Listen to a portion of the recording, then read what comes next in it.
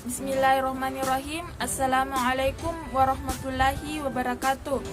Perkenalkan, nama saya Nur Faiza, NIM 191100083. Di sini saya akan menjelaskan tentang model penerapan strategi pembelajaran Inquiry. Model penerapan ini ada 6. Yang pertama, orientasi, merumuskan masalah, merumuskan hipotesis, keempat, mengumpulkan data, kelima, menguji hipotesis, dan terakhir, merumuskan kesimpulan. Di sini saya akan menjelaskan yang pertama, orientasi. Adapun beberapa orientasinya, yang pertama, guru menjelaskan topik, tujuan, dan hasil belajar yang diharapkan. Kedua, guru menyampaikan gambaran kegiatan pembelajaran yang menggunakan strategi pembelajaran Inquiry. Yang ketiga, guru melakukan motivasi atau apersepsi, yaitu mengaitkan materi yang hendak dipelajari dengan contoh-contoh yang ada dalam kehidupan sehari-hari.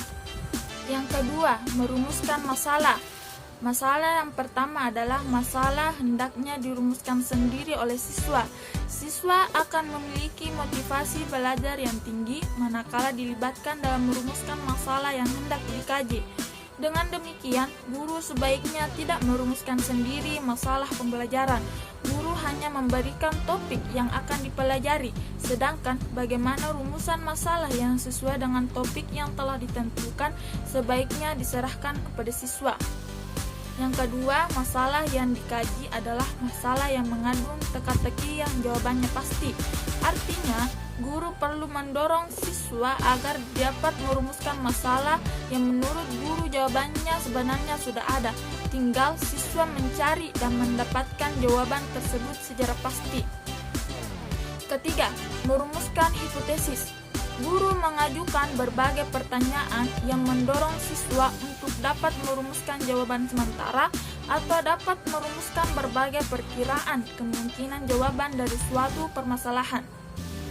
Yang keempat, mengumpulkan data. Adapun poin yang pertama, guru mengajukan pertanyaan-pertanyaan yang dapat mendorong siswa untuk berpikir cari informasi yang dibutuhkan.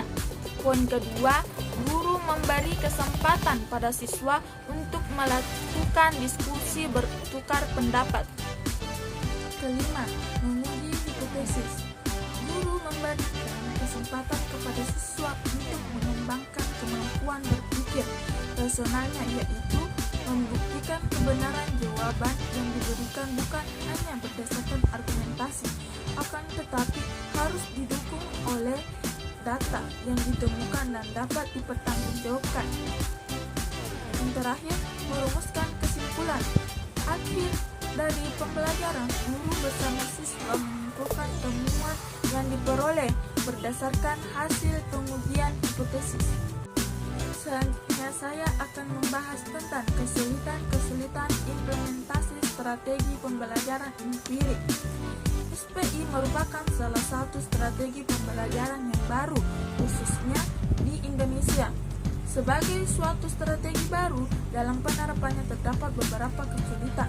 Pertama, SPI merupakan strategi pembelajaran yang menekankan kepada proses berpikir yang bersandarkan kepada dua sayap yang sama pentingnya, yaitu proses belajar dan hasil belajar.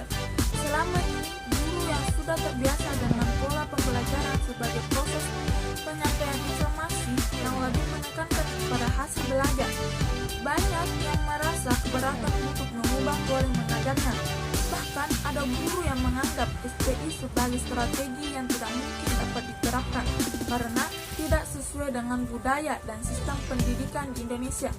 Memang untuk mengubah suatu kebiasaan bukanlah pekerjaan mudah, apalagi sifat guru yang cenderung konvensional sulit untuk menerima pembaharuan.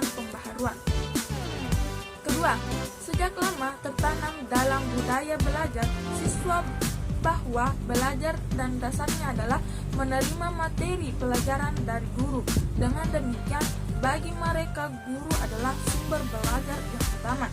Karena budaya belajar semacam itu sudah terbentuk dan jadi kebiasaan, maka dari itu akan sulit mengubah pola belajar mereka dengan menjadikan belajar sebagai proses belajar. terakhir, ketiga, berhubungan dengan sistem pendidikan kita yang dianggap tidak konsisten. Misalnya, sistem pendidikan menganjurkan bahwa proses pembelajaran sebaiknya menggunakan pola pembelajaran yang dapat mengembangkan kemampuan berpikir melalui pendekatan Student Active Learning atau yang lebih dengan CBSI, yang melalui anjuran menggunakan kurikulum berbasis kompetensi. Namun, di lain pihak, sistem evaluasi yang masih digunakan, misalnya sistem ujian akhir nasional, yang berpotensi pada pengembangan aspek kognitif. Hal ini dapat menambah kebingungan guru sebagai pelaksanaan di lapangan. Apakah ia masih melaksanakan pola pembelajaran dengan menggunakan inquiry sebagai strategi pembelajaran yang menekankan pada proses belajar, atau akan mengembangkan pola pembelajaran yang diarahkan agar siswa dapat mengerjakan atau menjawab soal-soal hafalan. Itulah penjelasan dari saya. Cukup sekian. Terima kasih. Assalamualaikum warahmatullahi wabarakatuh.